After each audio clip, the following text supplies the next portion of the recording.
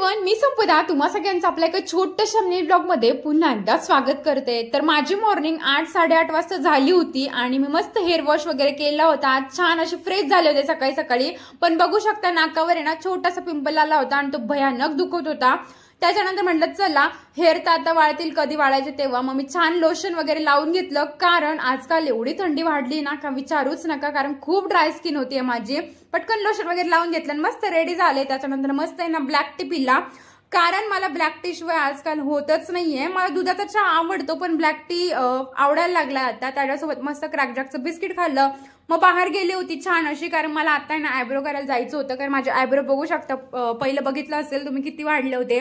मस्त आयब्रो करून आले सकाळी। त्याच्यानंतर आहे ना तुम्ही बघू शकता मागे ना एवढं सामान होतं ते डीमार्टचं, जे काल आम्ही घेऊन आलो होतो। मी टेबलवर ठेवलं होतं असं काढून, एवढंच सामान आणलं होतं, जास्त काय आणलं नव्हतं, कारण मला फ्रीजसाठी लागत होतं पण मला काही भेटलं नाही। म्हणजे फ्रीजमध्ये ठेवायचं होतं ते मी सेट करून घेतलं। छान वाटत होतं ना फ्रीज भरलेलं, जरासं कसं असं पण भरलेलं असलं ना की भारी वाटतं। मग एकदम भारी आईस्क्रीम कॅडबरी असं काही काही आणलं होतं मी। म्हटलं चला तेवढंच आपल्याला कधी ना कधी असं हवं असतंच। त्याच्यानंतर मस्त देवपूजा करून घेतली, मस्त पितांबरीने वगैरे मी छान भांडे घासून घेतले होते आणि जे डीमार्ट मधून बॉटल आणल्या होत्या त्या आपण मस्त वॉश केल्या होत्या। लगेच देवपूजा मस्त करून घेतली आणि आज देव पण आहे ना एकदम फ्रेश वाटत होते, कारण खूप दिवसानंतर मी अशी निवांत पूजा केली होती छान अशी। त्याच्यानंतर आहे ना हेअर मस्त वाढले होते आणि बघा ना माझे हेअर एवढे डॅमेज झाले ना का विचारूच नका, एवढेसे पण एवढे डॅमेज झाले का विचारूच नका।